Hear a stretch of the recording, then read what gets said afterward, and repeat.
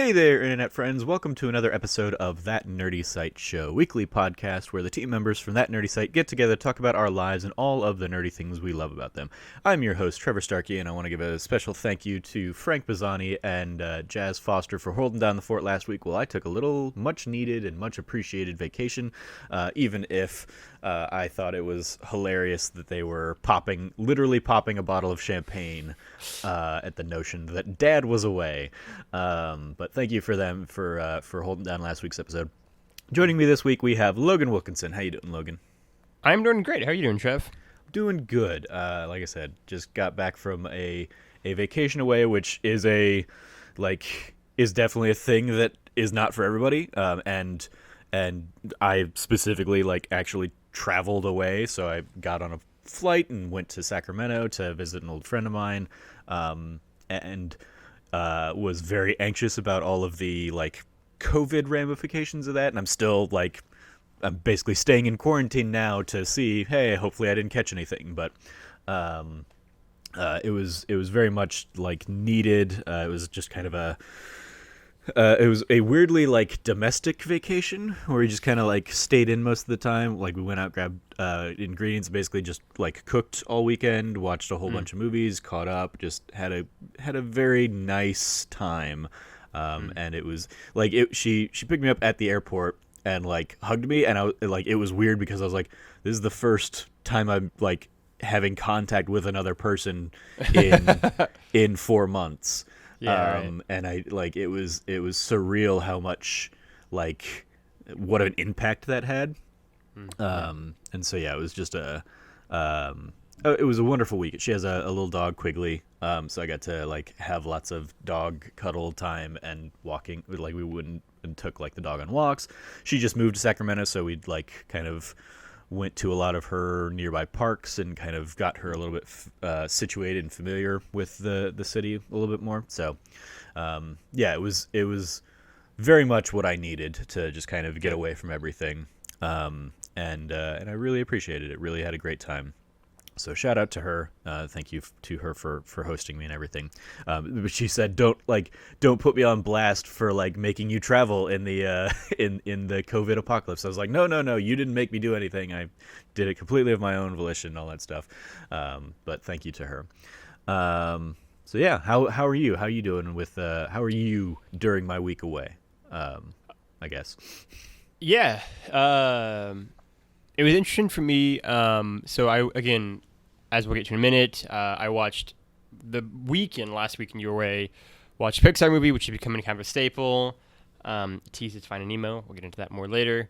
And just had a really nice kind of chill weekend, right? Last weekend was technically the 1 year anniversary of me and Shrab's first date. So just kind of had nice time together, enjoyed that, and really just kind of. I mean, it's funny in a very similar way where we didn't really do anything, partially because we can't, but we just hung out and just watched a bunch of stuff on TV, watched a bunch of movies. Mm-hmm. The big one for me that I actually don't know if I've told you or not yet, I can't remember, is that we're plowing through Krugertown. Yeah, we talked a little bit about that because I made the joke. Because you were watching Community, and then you shifted over into Cougar Town, and I was like, oh, you're like Abed. Yeah, it's weird, too, because I don't see, I finally saw there's an episode where Abed, crosses over, and, watching that was, a ton of fun, and yeah. We're now, in, halfway through season 4, so we're, again, it's, as someone who doesn't really binge watch TV shows, we are, plowing through this TV show, and so we just, watch a lot of Cougar Town. A big one for her and one of our mutual friends is Shrav has gotten really into 90 Day Fiancé. Okay.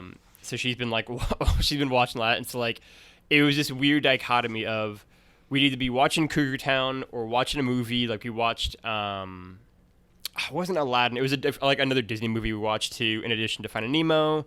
And then if we weren't doing that, she would be watching 90 Day Fiancé, and I would kind of watch at the same time with her while reading stuff about games or politics, whatever it might have been. And it was a very domestic weekend, but a ton of fun. So I celebrate that with her.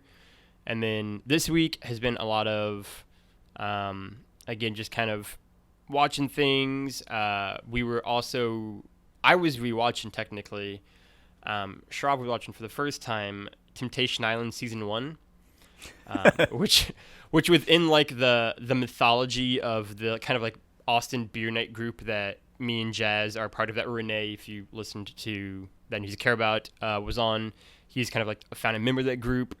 Last January 2019, we all kind of watched that as a collective, and it became like this like super like weird moment where like we all got really into it.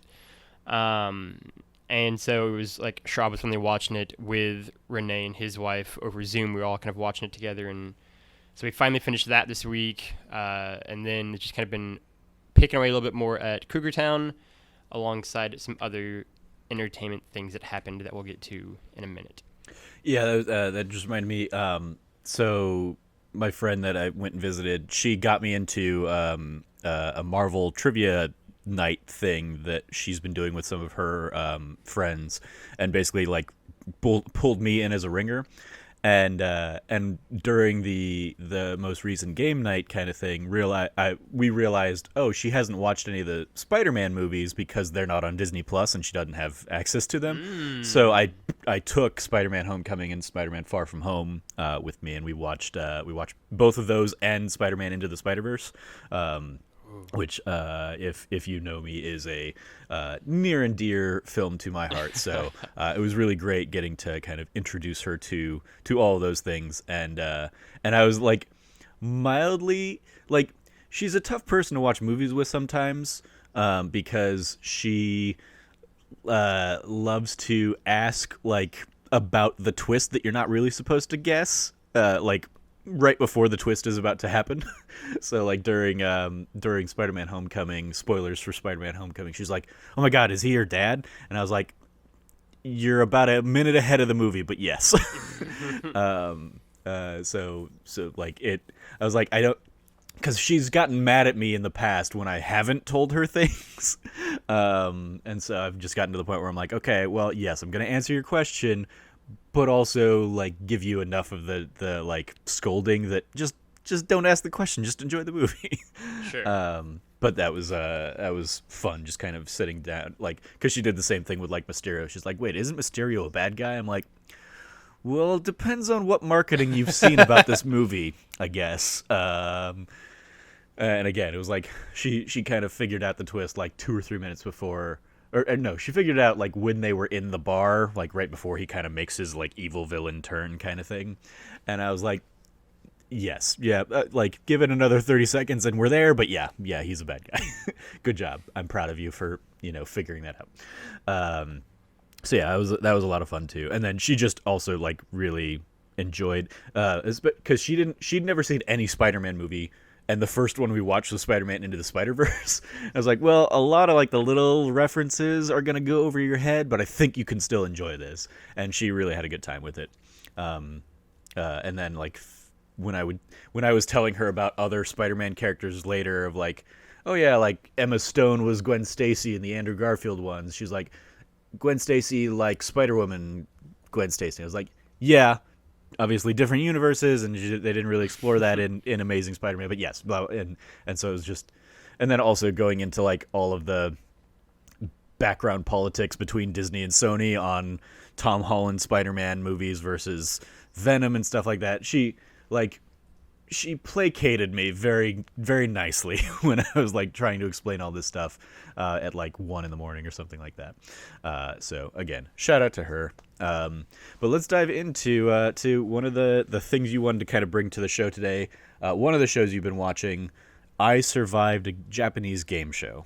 Nailed it. Tell me about that. Yeah, so I Survived a Japanese Game Show, for everyone listening, was a 2008, I believe, ABC sitcom, and the premise is basically they take 10 Americans and they obviously take them to Japan, and they just like take part in a Japanese game show. One thing that I always really liked, and especially like watching it again, this is my third time watching it, is the show is like a show within a show concept, because basically they're in the Japanese game show doing all the kind of activities there, and it's a competition. It's like a team-based thing, and then as kind of the season goes on, they whittle down until there's just like one team, obviously, and then one winner. But they also like cut away like in a classic Survivor or other competition shows out there. I'm sure other ones exist. Format like the winners will get rewards, like, and the losing team will get punished, and you'll like go see their punishments on that. But then also you'll get like cuts by like behind the scenes of the reality show they're on, because the Japanese game show they're on was made for this show. And so it's like a really meta thing, right? And like the host of the Japanese game show, who's a really famous like actor and host, and has done a lot of like voiceover work as well. He's like will constantly like break and like just like kind of shit talk the contestants in Japanese to the crowd, and it's just like a ton of fun. It's really goofy and wild, and like the activities that have them do are like very silly and fun. And when it first came out in 2008, myself, my dad, and my sister, who are all kind of the reality show people within my family, all got really into it. Like, we all got really into it. It's a ton of fun. It was just, because it's just goofy. It's just like a ton of fun. It's very lighthearted. And so we just like kind of fell in love with it. And then they had a second season the year afterwards, and we loved that a lot too. And then the show got canceled, basically. Like, it only had the 2 seasons. And so then it kind of became like this like cult show within my family, where like the 3 of us knew about it, and like no one else really knew about I Survived Japanese Game Show, because again, it was on for 2 seasons and it had lower ratings. But like we always knew about it. And then basically last summer, spoiler, like all the episodes of the first season are up on YouTube, and they're like not great quality, but I was like, oh, I'm bored. I just wanted to like see if it was up there, and it was. So like, I ended up watching like the whole first season on YouTube. And then Trav had never seen it, and I was like, so here's the thing. This is a big deal for me, but like, just watch this magic. And so we're watching it now. And yeah, it's like seeing it for a third time now, and the second time in a year. It remains just as, like, it's a really fun reality competition show. Like, I do wish we'd gotten more of it. Like, Ramu, who is the host of like the Japanese game show portion of the show, is a ton of fun. He's such a great personality, and I just think that it's a weird mixture of American contestants. Like, they're obviously all over the country, different like personalities and everything, like classic reality TV. But like, they all seem like really big, or like not all of them, but like a lot of them seem like cliches of like this region of person. And then like you'll watch, and they suddenly become like way more interesting than you thought they were, right? Like, one of the guys I constantly find most interesting is Justin, who's like a good old Southern boy from Alabama, and is like 24. And then as like the season goes on, you discover that he's got like his nipples are pierced, and he's into like crazy like death metal, and it's just like he's like this other like interest inside of like who this person is, kind of thing. And like, I always enjoy reality shows, especially like early seasons, like the first or second season of a show, because everyone is still kind of figuring out the rules of everything. And that's very much the case on I Survived Japanese Game Show, where like people don't really form alliances, but then like a few do, and then like what that dynamic is, and like people getting really angry, and they kind of get like, I'm using air quotes here, like betrayed by like somebody like voting them into like an elimination thing. And other people being like, I'm here to win money. Like, it's like, this is a game, I want to win. It sucks to suck, but like, and I always just kind of enjoy early seasons of shows where they're kind of like, people are still not quite sure how much of a game versus not a game it is. And I think that's maybe less true in shows now, but in like 2008, we're still kind of, that's early for reality TV still. Yeah. I mean, that makes sense. Like, they don't know the rules of the game. They haven't seen the game before, so they can't they can't play off somebody else's strategy. Like, yes, I mean, this is it's Richard Hatch was this is what I was going to say. Was the conniving guy on Survivor, and then everybody else is just modeling their strategies after Richard Hatch after that. This is the thing for me where we're going to make this into, I'm going to have like a brief Survivor thing here, where it's like, this is still why I think that like the first season of Survivor is the best season of Survivor. I think the first season of Survivor is legitimately one of the best seasons of TV ever. It is just like, when you like the cultural impact that season had, and like what it's done in terms of TV programming in the last 20 years. But it's because I've given a speech before, but like literally everyone on that show is operating like we're playing like Robinson Crusoe, a TV show. Like they're all like working together. It's a family. Like we're here. Like our two tribes are a thing, and like working together. Oh, I don't want to get rid of somebody. It's such a I love everybody here kind of thing. And Richard Hatch, who is like a 40-something like tax accountant from Rhode Island, is just like, fuck all of you. I'm here for $1 million. I'm here for $1 million, and like it's amazing too because like Richard Hatch, he did it in such a way where he was just like so unabashed about it. Like he made no mistakes about it. He was like, I want to win. This is a game, and like it's amazing watching that first season of Survivor now. Like I urge everyone to like it's free on Amazon Prime because it is such a different world where like people are so upset at what is happening and like but nobody can figure out how to stop it because it's like how do we like what's happening? And Richard Hatch is like making alliances, breaking them, making new alliances, breaking it. Like he's doing whatever he can to stay on top. And it's amazing to watch. And like that final tribal council of that first season of Survivor, where it is just like all the people who got eliminated are talking to like the final two, and everyone is just angry basically. Like they're like, we all get screwed over by Rich or this other person, and the just like way Rich is just like, I mean like I screwed you over, but I own it, and I don't hide the fact. And Kelly, who's the person who lost, she just tried to be like the nice person and like try to act like she's your friend, while also still kind of screwing you over. And it's like, that's not my style. I'm stabbing you in the front, not necessarily the back. And like obviously like Sue Hatch's amazing, like the snake and the rat speech. Yeah, like it's just like the emotions are so much rawer on that first season of Survivor, and I think the first season of a lot of reality shows because, like you said, you don't have anything to base it off of. And don't get it wrong, every single person that's played Survivor basically has based their game off Rich Hatch since then. They've done like obviously like they've improved it and like modified it and tweaked it and evolved it, but like it is all based off that first season where he's like the only person playing the game. And it's amazing. Also, the first season of Survivor is just like wild and weird and amazing. But yeah, and like that, I heard a Japanese game show is like a way more like goofy version of this. Obviously, like it's not Survivor. They have like amenities, but it is still interesting to see the people who like don't get that it's a game necessarily versus the guys who very much do, and like what they do. Like I've obviously seen it. This isn't a I tried a Japanese game spoiler cast, but like there's a contestant named like Donnell who over the course of the year will just do whatever he can to do it, but in a crucial flaw in his plan, he's not Rich Hatch. He has like he feels bad about it. That's a weakness. You can't feel bad about what you're doing, and so he can't ever like fully commit to being like the bad guy, but is like inevitably the bad guy anyway. And it's just it's just really amazing to kind of watch that element of it. Plus, like, give me 10 hours of just looking at Japan any day of the week. It's beautiful. It's still like beautifully shot. You go into like all like these like famous Japanese and mainly like Tokyo locations, and like also as Ghost of Tsushima is coming out, and I will be starting that hopefully today. As of recording this is a Saturday.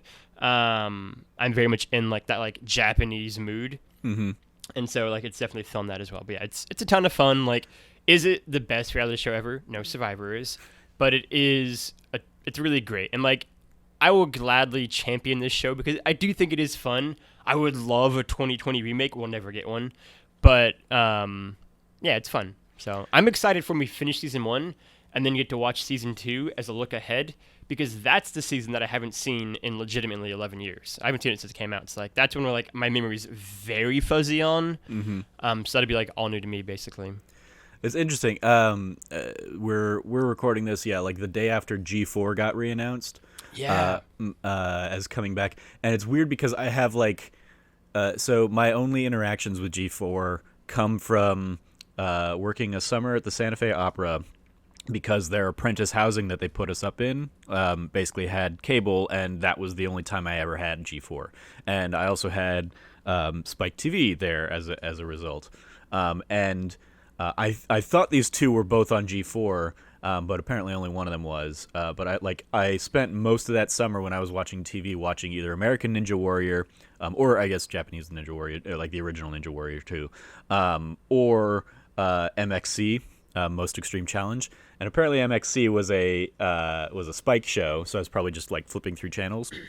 But that's what I think of when you say something like I survived a Japanese game show. Is I think of MXC, which is obviously the American kind of comedy take on Japanese game show Takeshi's Castle, and that was, I think, my first exposure to the bizarre world of Japanese game shows. I've seen a lot more since, because a lot of them have become memeified in the in the internet age, and especially in the like shareable Twitter age and all that stuff.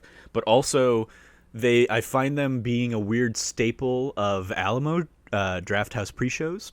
In particular, one that comes to mind is, I think, before both of the Jumanji movies, because Jack Black is in it.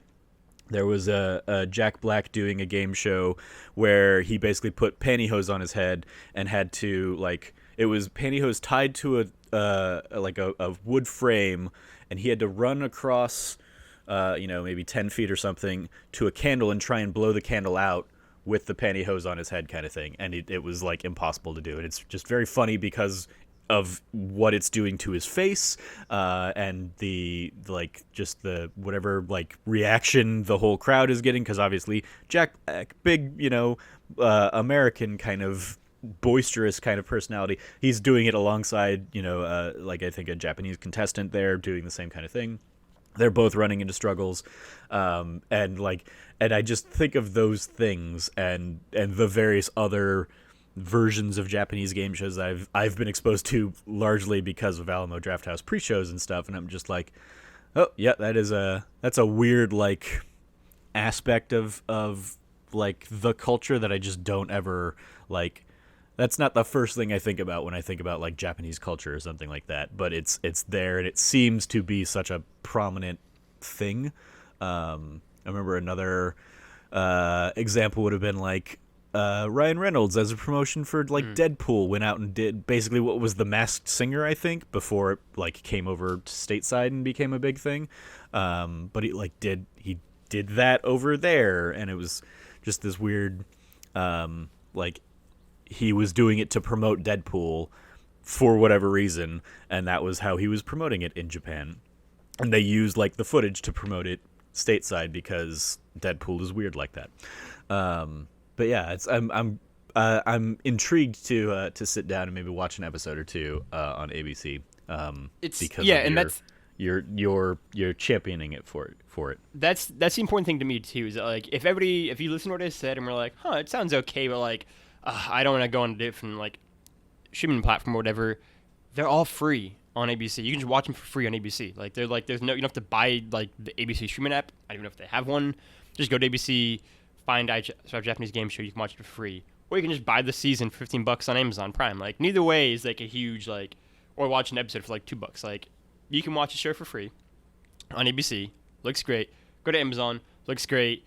And I think you said something that like I hadn't even thought about until you mentioned it, which is the fact that like MXC, I was and remain a massive diehard fan of. Like I loved MXC back then. Like I watched it all the time. And like Ninja Warrior, like the original one, I loved back in the day too. But like I Survived a Japanese Game Show would have been like one of the first like real Japanese game shows I had seen at the time, right? Because this was 2008. So like MXC was there, but this is like, hey, here's like an actual show version of this, basically. And it's just great, right? And like I do want to say that like Ramu, who is the host, it's funny you mentioned this, also worked for G4. So that makes it even better. I mean, it's a really fun show, right? Like, I think everybody can watch like an episode and be like, it's not for me. Or we can be like, it's really great. Or you can just have it on in the background and like, just like pay attention for like the 10 minutes when they have like the challenges, because they're great. You get 2 challenges in an episode, the team one and the kind of the elimination one. But yeah, it's a ton of fun. I really like it. I think it holds up pretty well. And it is a nice, just like, fun 40 minutes to kind of consume every day. So that's what I will say. Cool. Well, yeah, on that note, I'll dive into my first thing, and you kind of mentioned there a little bit too. So since coming back from my little vacation, I've dove in and played maybe about 10 hours so far of Ghost of Tsushima. Okay, so more than I thought. Yeah, because I played a lot of it Thursday night, basically, when I got home, because I had it, like, I installed it before I left. It was, like, there and ready to go. And so when I got home Thursday night, we recorded That News You Care About, and then, no, I got home Wednesday. That's right. I got home Wednesday, but we recorded That News You Care About Thursday night. So I probably played a little bit Wednesday night, a little bit Thursday night, and then Friday I had basically we're like, for the summer we're doing like a half day at work kind of thing. So I'm done with work by like 2:00 at the latest, and then I just spent a good chunk of Friday playing it. Still very like in Act 1 of what I understand to be a 3-act game. Still kind of like being introduced to a lot of the characters and stuff, but I'm enjoying the game. It is very much like action RPG. Like it. I mean, the easiest analog is like, oh, it's the feudal Japan Assassin's Creed that everybody has wanted for years and years and years, and it's very much that, but with a much more cinematic flair than I would ever associate with the Assassin's Creed games. Love that. So yeah, it's really cool. I've not played around with like the Kurosawa mode or anything like that, but even just in like the regular game, it's phenomenally beautiful. It's not. There's the whole conversation right now, especially with like Halo Infinite going around, of like art design versus graphical fidelity or whatever. And it's not the most graphically it's not the most graphical powerhouse of a game, and I'm seeing a lot of clipping and stuff, but just like their use of colors and the environment and yeah, like cinematic like angles and camera angles and stuff for when your character Jin is about to square off in a duel with somebody. Like they do a big old wide shot, and then they'll do like an over the shoulder, and then they do like it's a whole thing that I haven't watched samurai movies, so I don't have the touchstones, but like I look at these and I'm like, oh, this is like a Western duel, which I haven't watched a lot of Western duels or like Westerns either, but like I know the language of those things in the filmic sense and cinematically and stuff, and so it'll be like, they're squaring off and they have like that moment where they kind of hold their hand over their sword and just kind of like slightly unsheath it and get it ready for battle and all that stuff. And it's just like very cool to see how much like love and attention that they put into that kind of stuff. And then yeah, just like running around the island or driving or like riding around on horseback and stuff, and just the like leaves are constantly falling. There's a bevy of different colors. So like I was running through an area yesterday that had like a whole bunch of violets on the ground or whatever, and it's some of it is like tied specifically to quests and stuff. So it was like, oh, I'm on a specific quest where I'm trying to do this. There was one where I was like on a specific quest, and it's like a mythic quest in the game, so you get like a special move at the end of the quest, and they do like this whole beautiful like 2D animatic kind of storytelling bit to set up the quest, where talking about this legend of a guy, like a master swordsman who could slash quicker than lightning and stuff, and the mission kind of sends you on this journey to this like beach location where people have like stuck swords in the ground to like mark the training grounds kind of thing, and because the whole like context is you're trying to get this lightning quick kind of like a skill from it, like a storm is brewing, and the duel happens with like lightning striking in the background and stuff like that. And so it's all of that like cool cinematic flourishes that I was just talking about, now with like extra environment stuff going on around you to like heighten the emotion. It's just like, this is really friggin' cool. Is what I'm experiencing so far. So really enjoying it. It's like the combat is fun.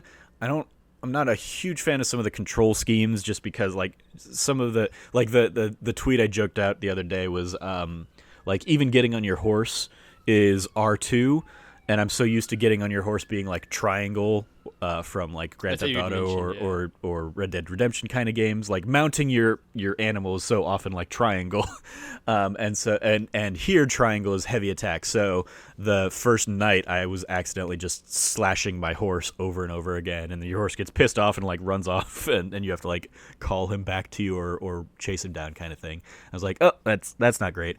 And then like there's a lot of different, like you have a bow that you can use and you can kind of select what arrows you have. You can, in combat, you can change your stance, and different stances are good against different enemy types. And you have like throwables, like you can throw like sticky bombs or distraction items or something like that. And all of those are on different like weapon wheels, but I always forget which weapon wheels are on like which like L2 or R2 trigger. And so that's like I'm constantly having to like push one button, be like, nope, that was the wrong button, and then go push the other one. It's the like when you're doing a USB, you always put it in the wrong way, then you put it in the right way, then you realize why somehow it takes the third try, and it very much feels like that when I'm trying to like do something in the heat of battle. And then there have been a lot of battles that I've gotten into, and maybe I'm just like diving into areas that like I'm just not powered up enough for, but I push through and I struggle through, because I've gotten into a lot of areas where I'm like I'll just die like 7 or 8 times, but it like loads really quickly, so I'm like right back in the action, so that's cool. And for whatever reason it'll be like that 8th time is what finally gets it for me, and I manage to not die in the heat of the moment or any of that kind of stuff. So really enjoying it so far. It's a lot of fun. I look forward to seeing kind of where the story goes from here. I've already gotten to the point where I'm not like, because one of the like collectible things is like haikus, where you get like you find places around the map to go and compose a haiku, and it'll be like you'll sit down and you'll have like 3 different prompts that you can choose from by looking at the sky or something, and then like, oh, you'll look down at the water and you'll get like the second line of the haiku from that, and then you'll look off to the side and you'll get the third haiku. And I'm at the point where I'm like, I don't really care about any of these, so I'm just like picking whatever's like the quickest option to get to get through.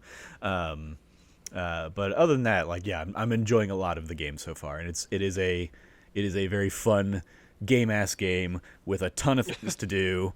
And such a big world that like the first act opens up and it's like, okay, you've got your overall act objective, and to help you do that objective you've got like these 4 kind of like story threads that you should kind of kick off and pursue.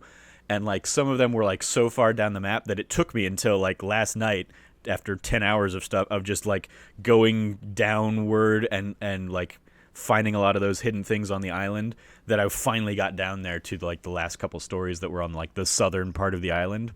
And it's making me very appreciative for the fact that like almost every place you go to turns into a fast travel point once you've uncovered it, because now I don't have to spend 20 minutes like making my way back up north on the island if I want to go and kind of do the missions that are back up there. I can just like fast travel to a nearby place, and so it's like I'm appreciating that my exploration of the island is being rewarded so far, in that sense. So yeah, enjoying that a lot. Looking forward to seeing where the story goes, and yeah, I'm kind of just continuing on hacking and slashing a whole bunch of angry Mongols. So here's the thing. Yeah. I'm so ready for this game. Mm-hmm. I'm so excited to jump in. I'm so excited to be a samurai and be in Assassin's Creed feudal Japan. Like, that's like, absolutely. Especially like, weirdly for me, I mean, almost every morning I wake up and like see pictures from Ghost in like my Twitter feed. Yeah. And we'll just like show them to Shrav, who's considerably less excited about it than me, but like pretends, which I really appreciate. Mm-hmm. Like I'm so ready for this game. And like I think one of the things that like weirdly is like me really excited is just like the cinematic elements of it, right? Like the Kurosawa mode, and just I think how much they've tried to like pull from his films and his kind of cinematography and framing of shots and stylized film work, right? As somebody who like is a huge film person, loves like kind of the craft of making a film, like that element of it has me really, really excited. Because like as long as the game isn't Bloodborne, it's like, all right, cool, I'm fine. I'll be able to like make my way through the combat fine, and just go on this like amazing like Assassin's Creed esque journey. And like I keep hearing that like a lot of the side quests are really cool and really unique in their own right. I'm very excited to jump in. I imagine when I play it, it'll be probably become my game of the year thus far because I haven't played another game. But yeah, I'm all about it. I'm all over it.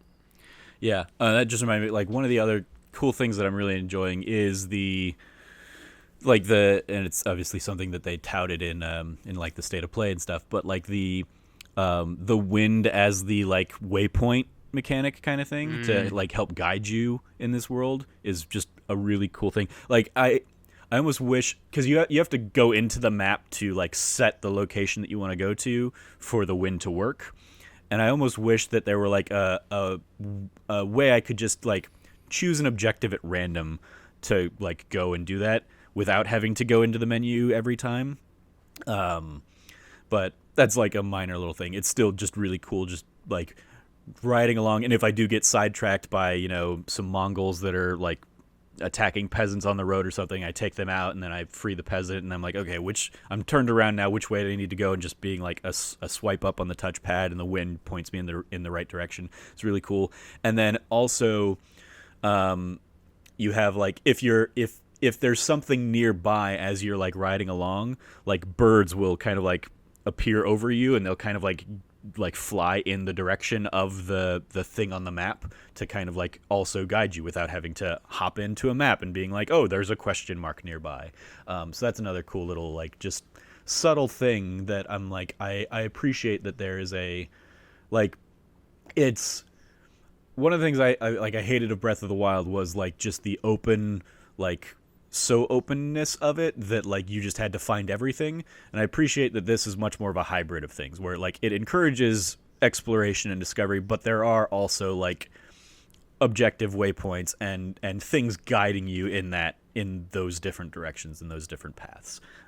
So it's like, if this is what people were talking about when they were like, oh my god, all these games that are going to be influenced and inspired by Breath of the Wild, I'm like, I'm fine with this side of things versus other areas. So yeah, Ghost of Tsushima, real cool, and I look forward to. We talked about this a little bit in DMs and stuff, but one of the things I've been hearing a lot from people talking about Ghost of Tsushima is how weird, like critics mainly, how weird it is coming off of The Last of Us into this game, and I'm like, I had like a couple palate cleansers between, so it hasn't bothered me, or like it's not something that is. I mean, they're obviously very different games, but it's something that, because you're coming into it having not played Last of Us Part 2 yet, which again, God damn it, get on that, man.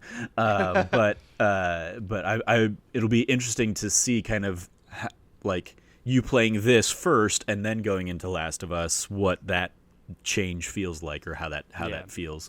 I know Cam's also playing and loving a lot of Ghost of Tsushima, so I'm sure next time he's on the show he'll gush about it as well. And we're planning on, we'll do obviously like a spoiler cast for it once a few of us have kind of sat down and beaten it. I'm curious for Cam's thoughts too, because obviously his kind of just like knowledge of Japanese as like the language and also just like the culture. I'm sure he'll have like really cool kind of historical like fun facts and just like understanding as well, kind of diving into the game. Yeah, and I know he's been playing a lot of it, if not all of it, in the Kurosawa mode of black and white. And so like I saw him comment the other day on a screenshot, because your health bar and your basically your ability meter called resolve in this game, your health bar is like a little red bar, and then the resolve icons are yellow. And he even commented that playing it in Kurosawa mode, he didn't even realize that those were the colors of the things. So when he was commenting on somebody's picture the other day, so yeah, I'm interested, especially to hear his take, especially because, like I said, there are some moments where like the color of the environment is key to like a mission. So I was doing a mission yesterday that was talking about finding trees with white leaves, and I'm like, okay, well, if you're playing black and white, what is distinguishing a tree with white leaves from like a tree with yellow leaves or something like that, which are also in the surrounding area. But then yesterday specifically, that was like I had to look for paths of violet on the ground, and like basically like fields of violets, and I'm curious how that is designed and stands apart in the Kurosawa mode. Because I was seeing, I think even I saw like Brian Altano when he was initially kind of like sharing some of his impressions. He played most of it in Kurosawa mode, but he did switch into like the regular mode, probably for moments like that.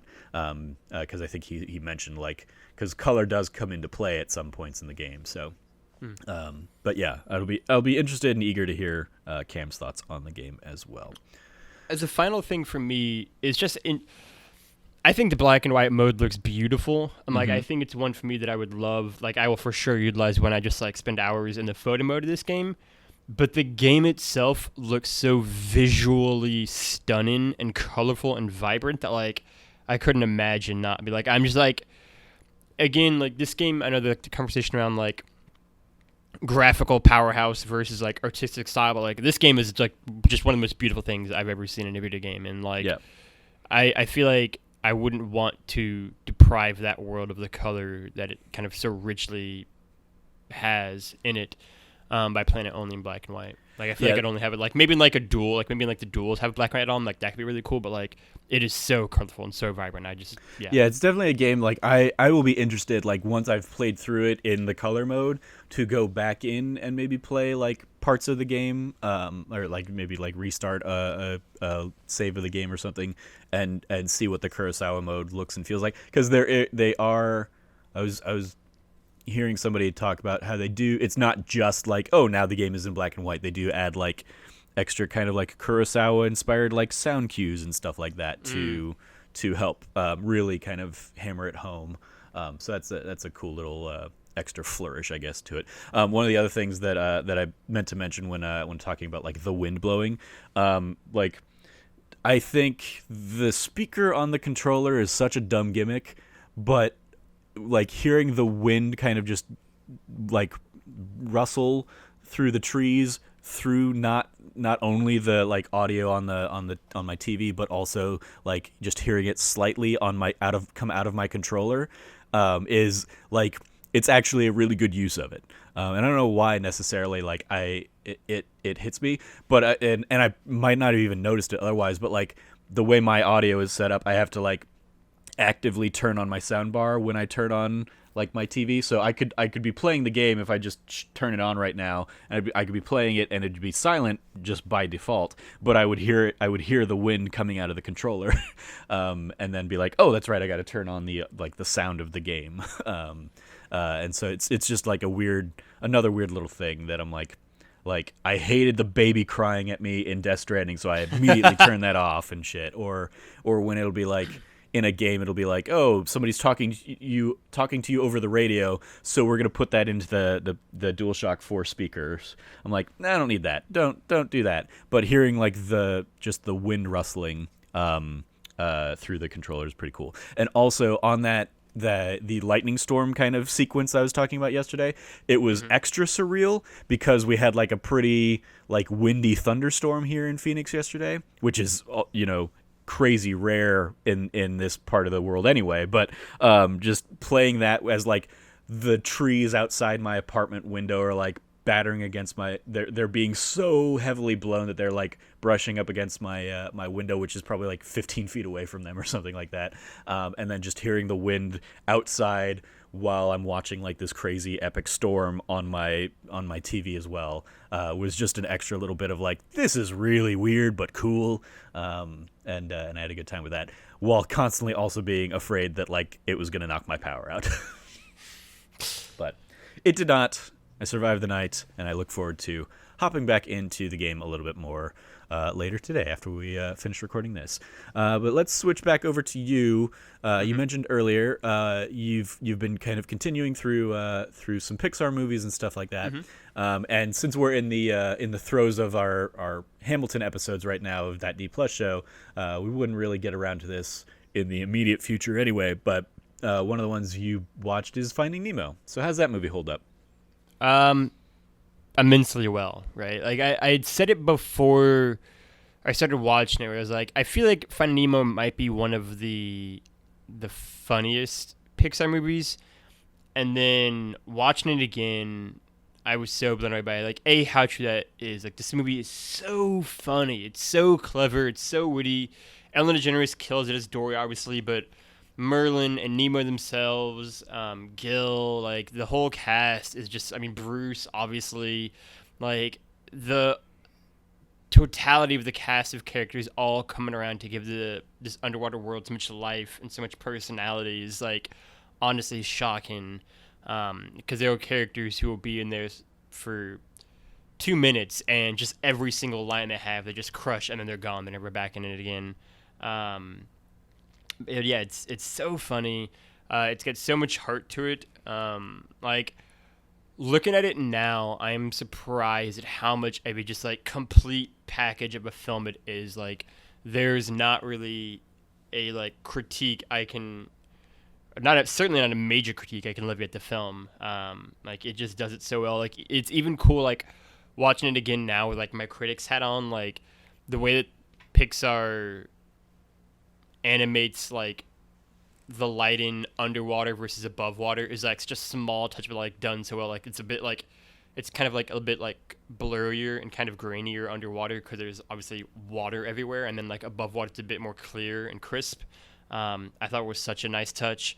Like it's just like I'm literally smiling now thinking, but like it's just such a movie that is just such a joy to watch, right? Like I'm someone who, I will admit my bias, I love Finding Nemo. I've always loved Finding Nemo. For when I first saw it in theaters, I think it is I still think it's one of Pixar's most like technically impressive movies, and just in terms of like crafting this underwater world, right? Where like it is such a ambitious feat, I feel like, in a way that movies that are still incredibly like technical, but just like this is on a whole other level of like crafting this entire underwater world, and technically still an above water world because all the scenes above that too. And I think what Finding Nemo does so well is just capture what you would kind of want it to feel like underwater, right? In these kind of colonies of fish, and with the sharks and the dolphins and the pelicans and the seagulls and like everything, like it all works so together so well. It's all so symbiotic. It all feels so real. Like at any point in time, I feel like I could just like flip a switch and like hear like David Attenborough suddenly like narrating every single scene I'm watching. I love the like little full circle moments it'll have, like probably like 2/3 of the way through the film, where Merlin tells his story to like the sea turtles, and like they talk to somebody else, and they talk to somebody else, and like his story eventually gets to Nemo. Like the entire ocean hears his story of like what he's trying to do for his son. Yeah, it's great, right? Like I told Trevor before we started recording that currently my Pixar rankings, and we're still pretty early on, maybe like a third of the way through the movies, it is the one that I have like ranked second, just below WALL-E. And even that is one where like I kind of like flipped back and forth on like what I wanted to have first, what I wanted to have second. But I mean, it remains, I think, like 17 years after it came out, I want to say, which makes me feel old. It remains just as incredible. Like it is like Pixar is great, and they have like lots of fantastic, great films. But like this is one to me that stands out as like one of Pixar's like actual like this is a masterpiece of a film. Mm-hmm. Alongside like probably like the impact like the first Toy Story had, and people would say like WALL-E, I would say up to, but like it is, yeah, it's a classic. Yeah, it's interesting because I haven't watched it in a while, and it's one that like you should watch Finding Nemo. Because it came out 2003, so that would have been basically like years. right when I was starting college, and so I was just like, I have like a few years there where I wasn't watching Disney movies Yeah. in the way that I watched them growing up, or now in adulthood with my own leisurely free time or whatever. It was just in the stresses of college, things fell by the wayside, and a lot of those things ended up being games and movies and stuff for me. So like 2003 to 2007 is where like I start seeing kind of like a lot of like my black holes in things. And while I watched and loved Finding Nemo, it's not one that I went back to a lot. So like, but I also distinctly remember that being the first Disney Pixar movie where I became like hyper aware of the killing off a parent in the first 10 minutes kind of like formula that so many like the like foundation, I guess, that so many Disney and Pixar movies are built off of. The fridging of the character or whatever, effectively. That was the first time I remember like seeing that, and then also being exposed to that idea in like criticisms of the movie, and just being like, oh yeah, that does happen in a lot of Disney and Pixar things, especially like Pixar things that come afterwards with, aforementioned Up, for example, or something like that. And they do it. They just because it is a trope doesn't mean they don't do it really, really well. But like I remember that just being like that's one of the things that sticks in my head the most about Finding Nemo. And also like the elements of like, yeah, Ellen DeGeneres probably has a lot of funny Ellen DeGeneres things in that. And Albert Brooks, not my sense of humor, but like my dad loves him, and so it was a very fun for all ages kind of like movie, and it was probably one that like even though I'd graduated maybe already or something like from high school, but I probably still saw it with my family that first time at least. I also remember distinctly seeing Finding Dory when it came out with Lauren Wilson, because I was in Los Angeles visiting her and a couple other friends, and also that was when Let's Play Live, when Kind of Funny did like the first Let's Play Live thing. They did that, and it was basically like I flew out there for that weekend. It was like the end of E3 week, so like it was like the end of a long hellish week for them, and basically like I didn't go to E3 that year, so it was just kind of like I was out there for the weekend to enjoy just kind of like that and go and see some friends and stuff. And one of the things we did was we went and saw Finding Dory, and I was like, the movie's fine. It's not a bad movie, but it's that the like you talk about like you didn't need a Last of Us Part 2. You think like Finding Nemo is Last of Us Part 1, great movie. I feel like the same kind of thing. I didn't need a Finding Dory. I didn't need a follow up to Finding Nemo. Monsters University. Monsters University. I think Monsters University is fine because Monsters University at least is like, well, we want to do our take on like the college dorm Animal House kind of movie, and how can we do that? Oh, well, we have these established characters from Monsters Inc., so we can morph them into that framework. Whereas Finding Dory wasn't really like, hey, this is our approach to a certain genre. It was just, hey, let's revisit these characters and tell another story with them 15 years later or whatever, 13 years later. So it's one that I like. I mean, it did really well, performed really well for them. It's one of their highest grossing movies of all time, just because of how the industry has changed in those years. But yeah, it's one that I also just haven't gone back and rewatched. So, but with Disney Plus, maybe we will. Maybe we'll do like a series of like, hey, let's talk about all the other Pixar movies, to kind of like coincide with your ranking list and stuff that you're doing. We will see. I think for me too, part of it is the fact that, right, like I think like my like golden age of Pixar, right, would go from like the first Toy Story to probably like Up, is like the era that like I think it was like Pixar just like has like nothing but hits basically, and A Bug's Life. But like for me, even like WALL-E and Up are ones that they are pushing like kind of on because like Wally in upper like 08 and 09, I want to say, I believe, which would be my like junior, senior years of high school, fresh sophomore, junior years of high school. And like really for me, like I remember like vividly going to the theater and watching everything and being excited for it, from the first Toy Story to The Incredibles in 04, right? And in particular, like the trio of Monsters Inc., Finding Nemo, and The Incredibles that came out like around the turn of the century were like kind of the three big tentpole ones for me that I like have very strong memories of watching. Mm-hmm. Yeah. And of those three, I've always loved Finding Nemo the most. I have like the strongest memory of Finding Nemo the most, right? Like, and it's interesting because I think people talk about The Incredibles the most out of that trio the most, probably in terms of like critical reception and just like it being a fantastic movie. Mm-hmm. And The Incredibles is lit. Don't get me wrong. Yeah, I mean, The Incredibles was probably even more special in hindsight because it was pre MCU. Yeah, it was like, hey, because they'd probably tried to make the Fantastic Four movies at that time. They'd probably tried to make the first one or two, and they'd failed. And this was basically, hey, there's your Fantastic Four family right there. it can be done. Brad Bird figured it out. So like, what the hell?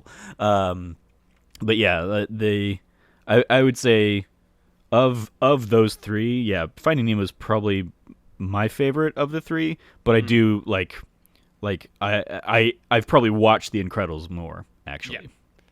Yeah. And so like, and The Incredibles is the one like Shroud keeps like banging that she wants to watch and we haven't gotten to yet. And so that probably maybe be the next one that we watch. But like, it's, I mean, again, like The Incredibles is a fantastic movie. The Incredibles is also like, I think, more of an adult movie than Finding Nemo is in a lot of ways. Like it very much is about just like middle class kind of like, not middle, I mean I guess middle class, but like middle adulthood life, just like kind of midlife crisis and everything entitled that, and like running a family and like maybe not being in your glory days anymore. Yeah. And I just have I don't know, like I have such strong, powerful memories of being in the theater watching Finding Nemo the first time, and like right, like I would have been I guess 11 when Finding Nemo came out in theaters.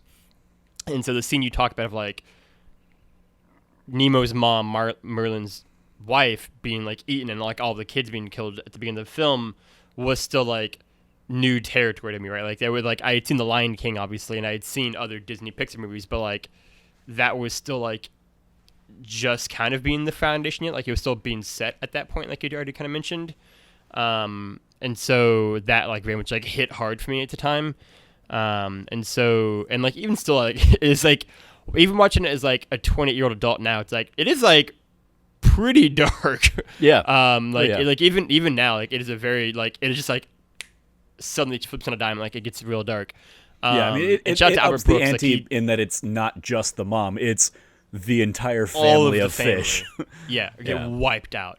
And it's, and like, even Nemo has like a permanent kind of like physical like scar from it, like, but like it's so well done, and like I think part of it just like the visual style, like I love the art style and art direction of Finding Nemo. I just think it just looks really beautiful, like even in terms of like my favorite Pixar movies, like I think Finding Nemo still to this day possibly might be like what I think is like the most beautiful looking one. Like they just animated the ocean so well, and yeah, like it's really rad. Like it's like I don't know, it's a 17-year-old movie. It's great. Check it out if you haven't. But no, like currently it's second place. I go back and forth. I also went back and forth in like what I wanted to rank it on Letterboxd. I think I ultimately gave it 5 stars, but I might have done 4.5. But it's just, yeah, it is fantastic. Give me a spinoff movie not about Dory. I don't need that. Give me a spinoff movie about Bruce and fish are friends, not food, and like their organizations. Give me his origin story. You know what I mean? What led him down that path? Like that's what I want in my life. Because again, speaking of characters who are in the movie for maybe 5 minutes, but just like own it. Yeah. Like, yo, almost every single word that Bruce and his two friends say in the film are like actual like iconic lines 17 years later. So like almost everything you're saying is just like, that's a great line, that's a great line, that's a great line. Mm-hmm. And like everything that he packs in is just like, holy shit. Darkest of dark plot twists. What if he's what ate Nemo's family? They show the fish. It wasn't a shark. Okay. I don't know what it is. It's like it's got a long nose. I'm not great at What if they marine Spider-Man animals. 3 it, and it's like that's what you thought happened, but really, And then Bruce ate that fish. Bruce snuck in the back and ate Yeah. ate everyone. That fish was taking them all away to safety, and then Bruce eats everything. That's a great, as an aside now to talk about Spider-Man 3, as someone who hasn't seen Spider-Man 3 in probably a decade, that is such a weird retcon to do. Yeah. Where it's like, it's pretty well established. This is the man that killed, this is like kind of the biggest plot point of who Spider-Man is. This man killed his uncle. It's a big deal. And then it's like, you know what? We're going to change it. What if we 2 want to movies use later. that as the connection point for another villain? What if we should have killed that guy already. That's such a weird decision. I should watch Spider-Man 3 again. It's such a weird, I know you did for last year for when Kind of Funny did their MCU review, or not, I guess not MCU, but Spider-Man review, but I didn't do that. And I feel like Spider-Man 3 is such a weird film, but also one that's weirdly forward looking of what a lot of superhero movies would kind of do, mostly wrong, but also is somewhat right.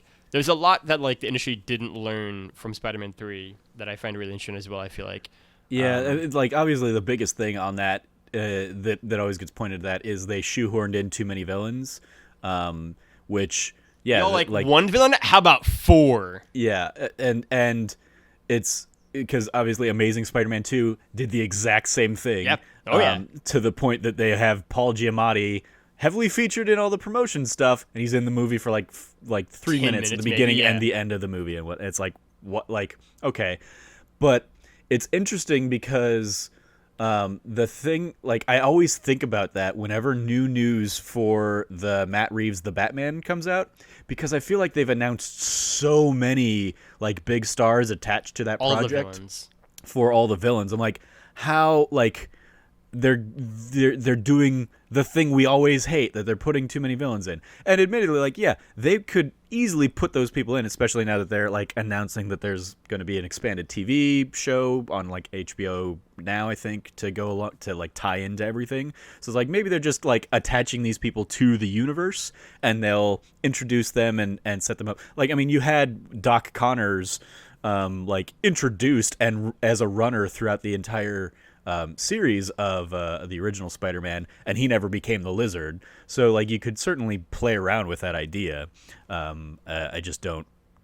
I'm always wary of it because of Spider-Man 3. Really, it's interesting. The Matt Reeves Batman movie is really intriguing to me too, for 100 reasons. It's just, that movie is really fascinating. But the biggest one is that I think clearly they're just trying to do Batman Arkham Asylum, the video game, the movie, but the one difference I would counter with is that that movie does have, a number of villains who make an appearance in it, although importantly not as many as the Arkham games that followed it.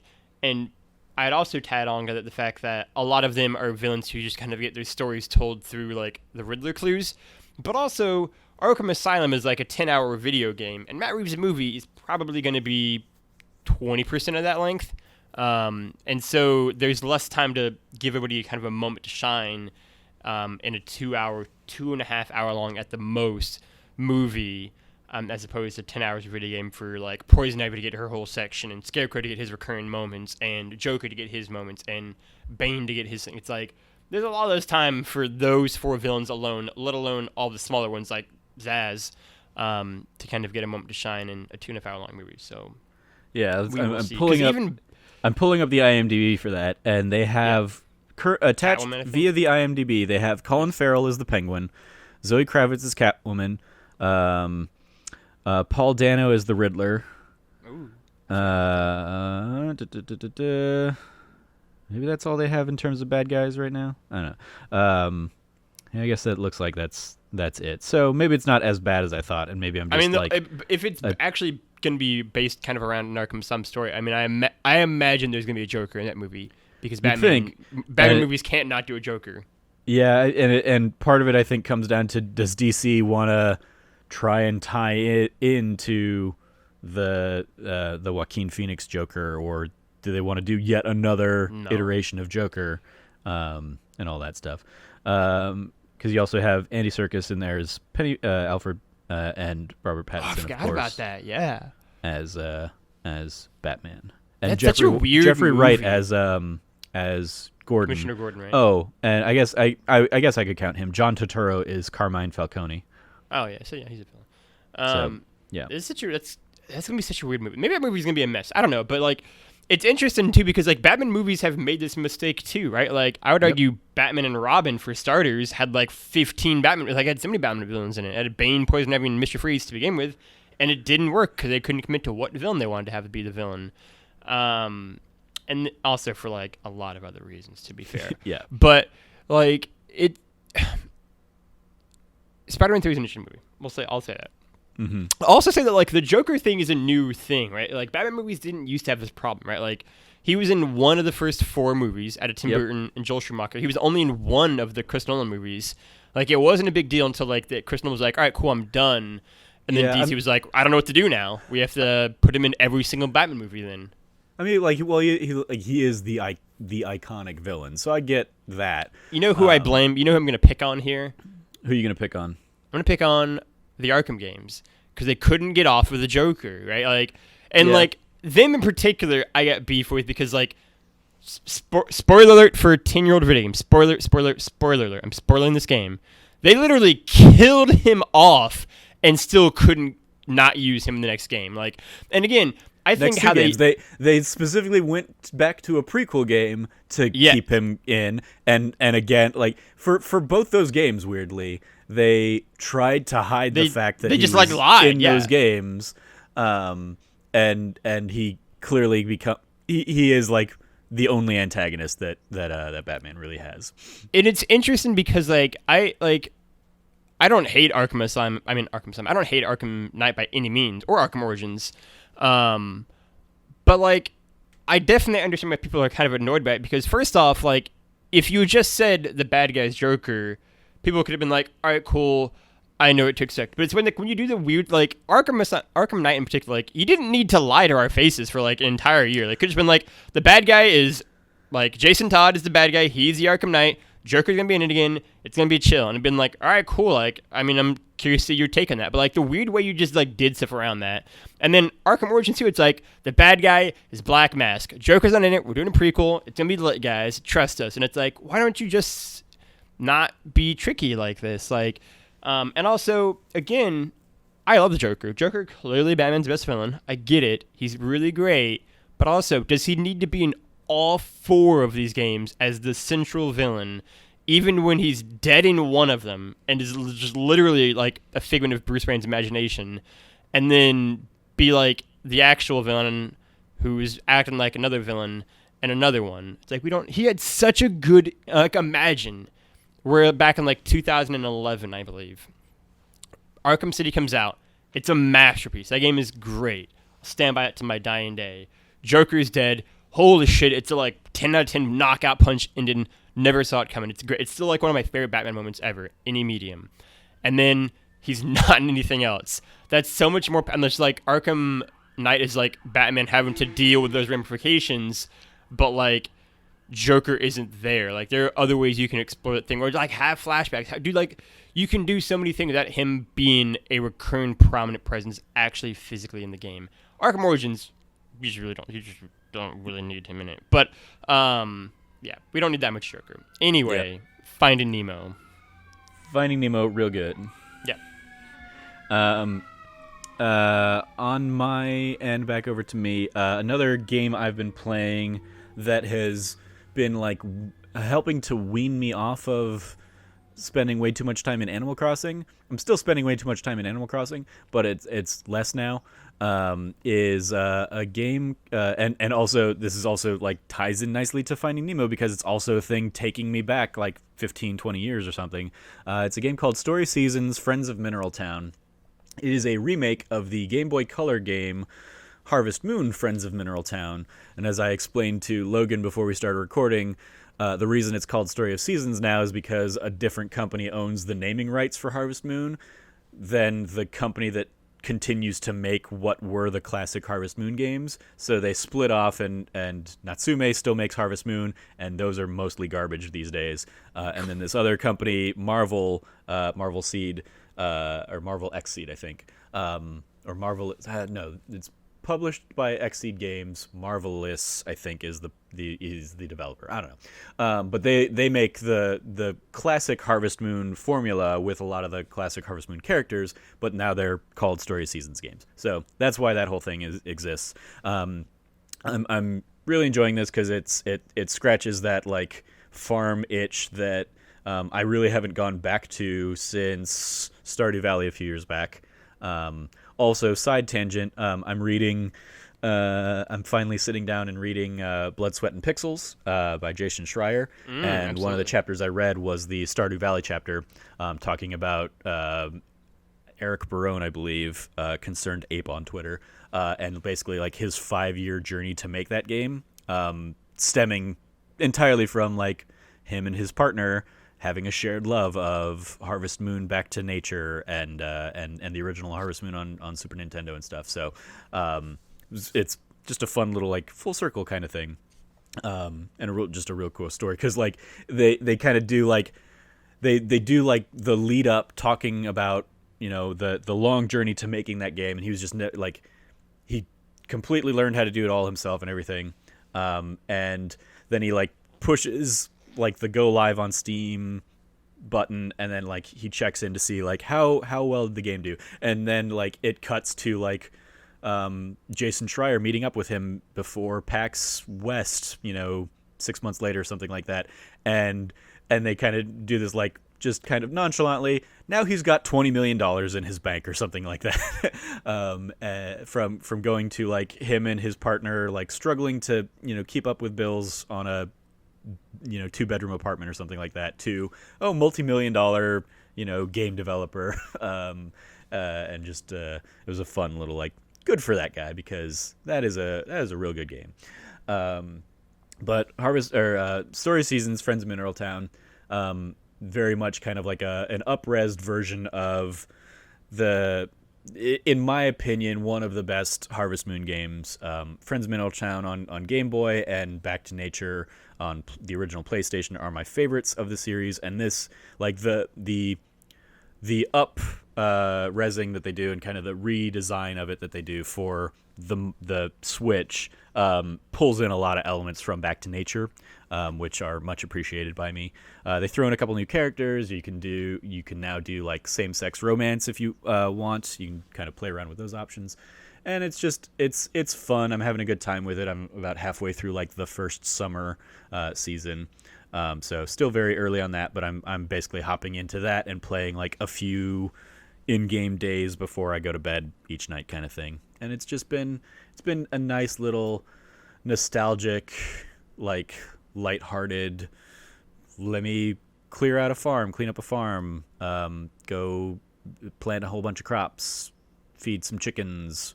I haven't got any cows yet, but that's like one of my next things on my list. So enjoying that. If any of this sounds interesting, I also would encourage you to check out Jess Cogswell's review of the game. I don't remember who she reviewed it for, but she reviewed it for somebody. And it was fun because I was like, yay, I always love finding my friends that also have this like shared historical love of Harvest Moon, because as somebody like growing up in like playing that game, around the same time that like I'm playing GoldenEye with my other friends or something like that, I always felt like a weird, like just on my own little island playing Harvest Moon games growing up. So finding out that there were so many more of us, and that I've like become friends with so many of those people in throughout the communities and stuff is always a delight. So shout out to Jess, shout out to a couple other friends that I know are big Harvest Moon fans.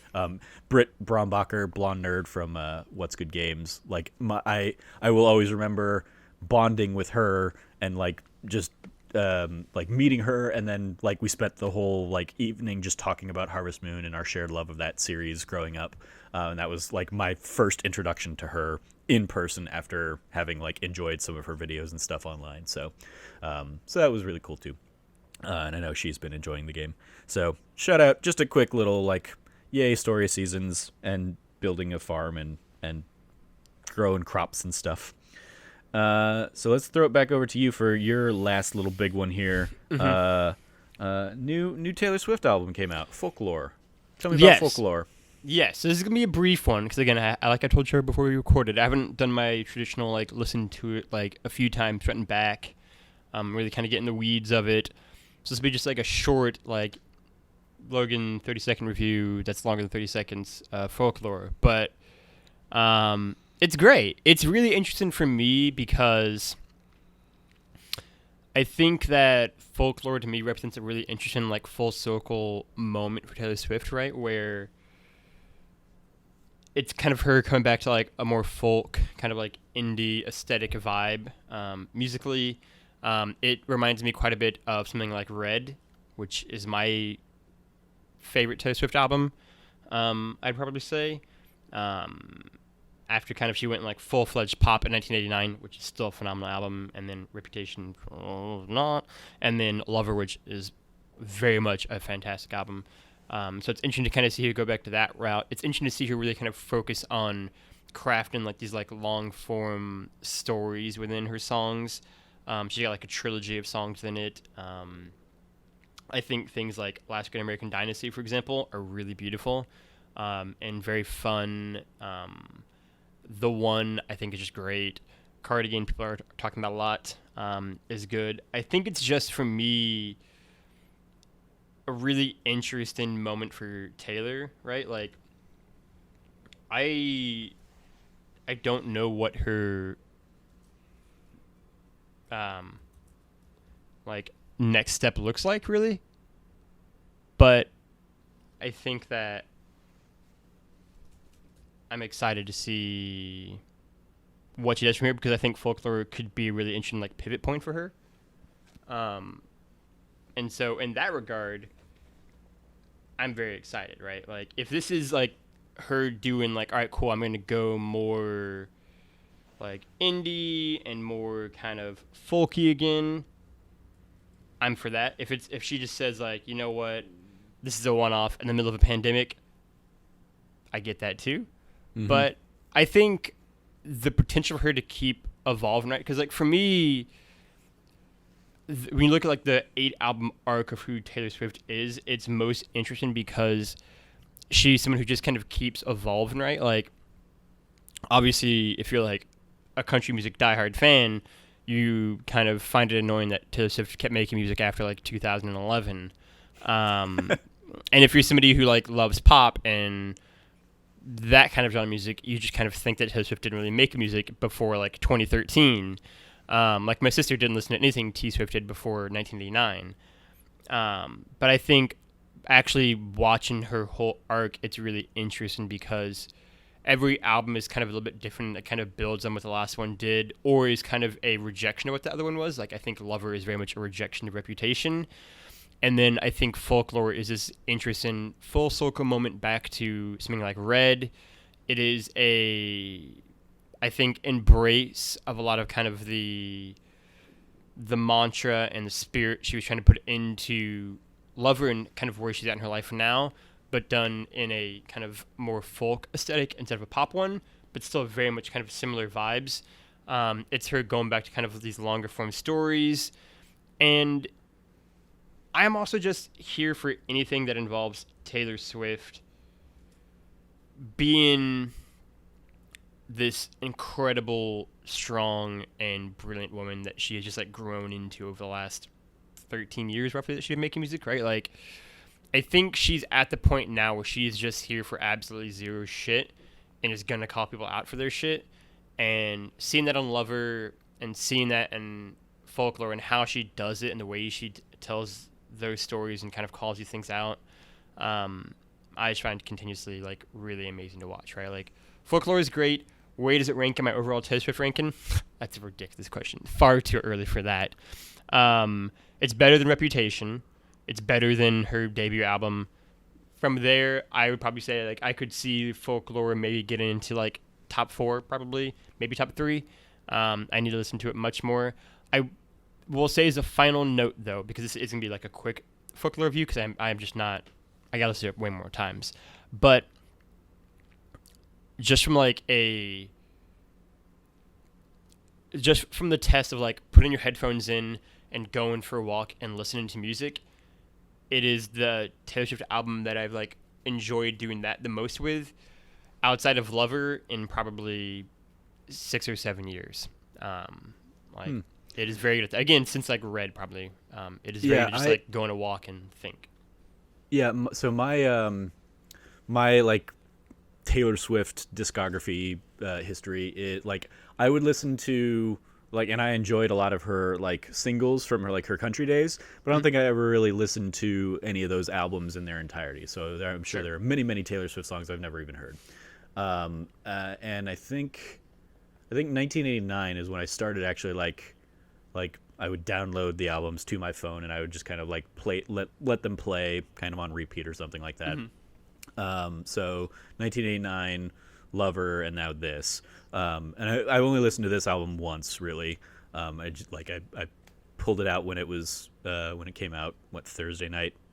Basically, like let it play through while I was probably playing Ghost of Tsushima or something like that. And a couple things that like jumped out at me are, one, I don't think of I don't think of Taylor Swift as like an explicit, language kind of person, and so seeing that pop up on so many of the songs, I was like, oh, that's interesting. And then just the language, it feels like a very much more adult album, and she's tackling like illicit affairs or something like that. She's engaging with a much more mature content than I associate with her, and I'm like some of that was in Lover too, and even 1989, but like this seemed like the most like, let's not have like the poppy couple singles that'll be like the first radio tracks that we're gonna put out there, that will ease people into this. This feels like I go through this and I'm like, I'm guessing the Bon Iver song is the one that'll be like the first single off the album, but like I listened through the whole thing. I'm like, I don't know what of these songs starts making it onto like top 40 pop stations and stuff out the gate, because it just doesn't feel like it's trying to be that album. And so shout out to that. That's a cool thing too. And the fact that she basically did this whole thing in quarantine and wanted to tell these stories and get this stuff kind of out there. Like the fact and stealth release it and all that stuff. It's really cool, and I look forward to sitting down and like listening to it a little bit more. Because as we talked on a little bit before we started recording, like I don't really do that level of like analysis on music ever. The only album I've ever like come even close to reviewing was the Hamilton mixtape, which I talked about that in my D+ episode with Josh Brown recently, because he really loved, like he found that album after watching the Hamilton show and really loved it, and it reminded me back to my Trevor Trove writings on it, which you can also find on that nerdy site now. I think I migrated that over. I need to check on that. But like I really dove into like that Hamilton mixtape album and talked about the song, the history of some of those songs and all that kind of stuff, and like that's the only one I ever feel I would have ever felt remotely qualified to speak to that regard. So whereas like all the other Taylor Swift stuff I've listened to, like the reason I listened to Lover at length for a while there was because I was flirting with a girl who really liked Taylor Swift, and so it was a thing we could talk about, kind of a thing. And so like anytime a new song would come out or something like that, we would chat about it here and there, and when the album came out, we would kind of discuss favorites or something like that. And while I still talk to that person, we're like the relationship is not that anymore. So I like this came out and like what I found out about it that morning when people started losing their minds on Twitter about, hey, there's going to be a new Taylor Swift album tonight. Cool. And I was like, oh, cool, neat. And then people started listening to it. I was like, oh, I can go find that. Okay, cool. Listen to it. Okay.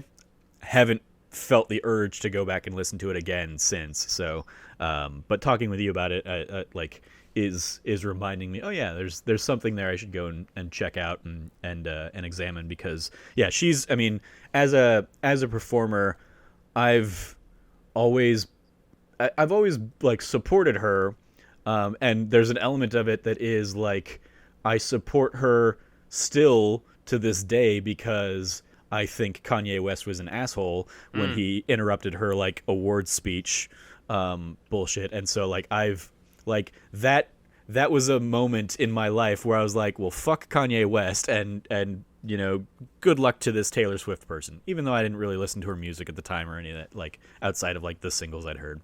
And it's interesting to see how that just continues to bleed through to today. Because yeah, I'm just like, Kanye West is consistently the thing I like least about Kanye West songs that I do enjoy. Yeah. Like the harder, faster, stronger, whatever. Like I like the Daft Punk of that song, or I like the Jamie Foxx element of Gold Digger, and obviously like the original Gold Digger that's being sampled. Like I like the samples he chooses. I hate him. So you know, seeing him and whatever he's going through in front of, you know, the eyes of millions, like I hope he gets help he needs or whatever, but also fuck that guy. I don't really give a shit about him. He's one of the few people I have just like blanket muted on Twitter. So anytime something pops off and I see like, you can't see this tweet, I'm like, okay, it's either it's one of like 2 or 3 people, and it's probably Kanye. And sure enough, whenever I go and click into it, I'm like, yep, that was a good call to just not have him show up in my feed ever. So, yay Taylor, boo Kanye, yay Taylor. Yay Taylor. Yeah. That's what I got. You got anything else, Trev? Last little thing for me is The Old Guard on Netflix. Yeah. Sat down and watched that on my little vacation there. Real cool movie featuring Charlize Theron. And like as I sat down, I was like, I can't think of a thing I have watched with Charlize Theron in it that I've thought that I've seen and been like, I didn't like her in that. Yeah. Like, or like probably even, oh, that was bad. Like that does not exist in my mind. I'm sure she's been in bad things or whatever, but like none that I've seen. Even the was it her like romantic comedy last year with Seth Rogen? Right? Yeah. I don't remember the name of it off the top of my head. I even looked it up because I was talking to my friend about this. But like even that was like she was great in it, and it ended up being like a real interesting twist on like the schlubby guy gets the girl kind of romantic comedy that I wound up really enjoying when I like watched it on HBO either earlier this year or late last year or something like that.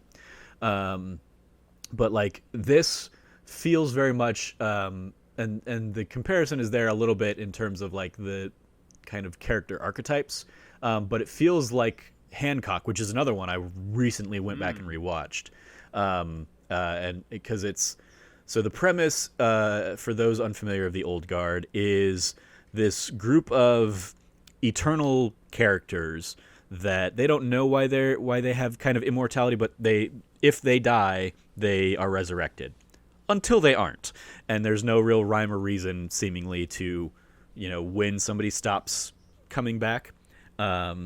But it's discussed and it's explored in the show. But these people, including Charlize Theron's character, have been for hundreds, if not thousands of years, kind of been fighting and trying to help people out and do what they think is right in the world. And now somebody has found out that they exist, because it's increasingly hard to like remain anonymous in this world. And so people have found out they exist and are trying to kidnap them, basically, to run like drug tests and trials on them and stuff. And so it's a really like it's all based on a graphic novel, and there's just a lot of cool ideas explored within the thing. It also features somebody who like while I was watching, I was like, this guy looks so familiar. Why do I know him? And when I saw it afterwards, he was Jafar in the live action Aladdin recently, and he's really good in it. Dudley Dursley from the Harry Potter movies is the bad guy, and he was another one I couldn't place. I was like, I know that guy. He looks like he's had the same glow up as Neville Longbottom, and so when I looked him up afterwards, I was like, oh, it's fucking Dudley. Okay, he doesn't look great, but like he looks way better than he did as Dudley Dursley. Sure. But he's basically he's playing like an Elon Musk type of like, or I guess more like Pharma Bro. So whoever that guy was, Martin Scrinnelli or whatever. He's basically out there trying to, he wants to like test the blood of these people to figure out how they can, extend human life and cure disease and all that kind of stuff. And really just a really cool movie, and they kind of leave it open-ended with some other threads that can be examined in future sequels, and I believe they're already signed on for a sequel, so definitely worth checking out. I highly recommend. Great action. There's a lot of sequences that I've not watched John Wick, but based on how people have talked about John Wick, I feel are very like John Wick inspired. So that was some cool stuff as well. So yeah, that was just a quick little like plug and shout out to the Old Guard, and that's gonna do it for me as well.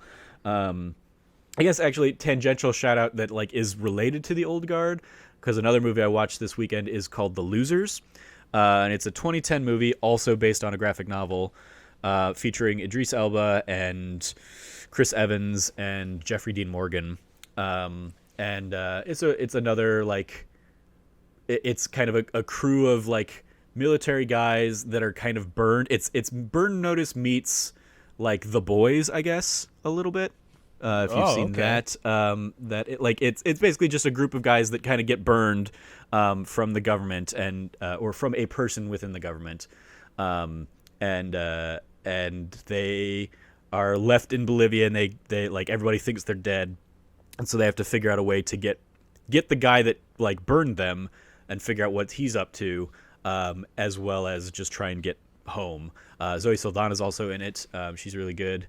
And so it's just another fun, like, action graphic novel kind of movie. So I don't know if it's available on any kind of streaming service. She had it on DVD, so we just kind of, like, watched it there. But it's also fun just seeing a pre-Captain America Chris Evans. So highly recommend both those movies if you can seek them out. Old Guard and The Losers. So yeah, that's going to do it for me, as well as for the show in general. Thank you for sitting down here and chatting with me about this stuff on a light Saturday afternoon, Logan. Always a pleasure. Let's go around with any kind of metaphorical plugs. You can follow Logan at Lefty Logie. Anything you want to give a shout out to, Logan? Go check out that T Plus show and all the Hamill conversations that Trev is having. One, Jazz Foster, I guess I can tease, is going to have a piece about NHL mascots going up. You're going to hear this on Monday, so maybe today, the day you're listening to this, maybe the day after. Yeah. And it's very funny, very jazz, and also very sports writer.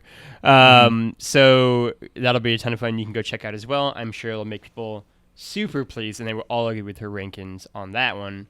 Because sports fans are rational. So go check that out. And then otherwise, I would say stay tuned for our thoughts on Ghost of Tsushima and all other video game related and movie and theater related things. All that stuff. All the good stuff. You can follow me at Trevor J. Starkey, and I will go ahead and give a shout out to last week's That News You Care About, which we delayed to really kind of do as a response to the Xbox show games showcase. So me, Logan, and Frank sat down and kind of each picked out a couple of our kind of highlights from that, and I talked about this on social media when I kind of plugged the episode as well, and we talked about it, I think, a little bit off air after we recorded it, but I think all of us went into walked out of the game showcase like a little bit lukewarm on it, but then talking to each other about it, like we all got excited about like the future of Xbox, and it was really cool just kind of seeing how even just talking about these things with friends can like change your perspective on and hype levels and excitement level for the things. So check out that episode of That News You Care About. And yeah, you can follow all of us over at That Nerdy Site, and you can check out thatnerdysite.com for the latest content, like hopefully Jazz's NHL mascot breakdown that I also checked in on and was like, I don't know any of this stuff you're saying here, but let me look and find the Arizona team. Okay, I'm happy with their placement. Cool. Not that I actually care about like sports in general, and Arizona hockey least of all. It's important to note, for if you're listening to this and then read the article too, for me and Trevor, that like there will be pictures in the actual article when it publishes, but for us there weren't. And so I like probably when I was about 7 teams in, I just pulled up my phone and would just proceed to Google the ones I didn't know what they looked like as it went along. Because again, I'm someone who is a massive sports fan. I love sports, but to Trevor's point, hockey maybe least of all. And so my knowledge is maybe deeper than some people's, but certainly not Jazz's fluency in it. And so that was like a fun thing to just kind of Google each new mask and be like, oh, that is either, terrifying or cool, and kind of disagreeing in my own head of like where I would rank them if I made the list. And yeah, it's a very fun article. Yeah. My favorite as a light spoiler for like the beginning of the article is the mascots that rank lower than the team that has no mascot. Never a mascot. I was like, okay, that's I'm in for this article. Good job, Jazz. My favorite one that I like, because I also texted her as I kind of started to read it, is when she gets to, I'll just say when she gets to Gritty in the list, right? Who's become like an internet meme. I won't say where he falls, top or bottom, anywhere in between. But when she gets to him in the article and describes him, it was with a level of vitriol and like pure hatred that I merely mentioned perhaps doesn't match his actual ranking. And yeah, it's a very fun article. Yeah. If you liked what you heard, you can rate, review, like, subscribe, share the podcast with your friends, and maybe even consider supporting us on Patreon at patreon.com/thatnerdysite, where every patron gets early access to a monthly bonus episode of this very show. This month's early access episode is Logan and I talking about our Harry Potter histories. Where we didn't dive into the Dudley Dursley or Neville Longbottom glow-ups. No. But we gave you that here, so there you go. And we have to sit down at some point in the next few days and record next month's early access episode, and I have no idea what we're going to talk about for that one. So, but stay tuned for that. As always, thank you for listening. Stay nerdy and be good to each other.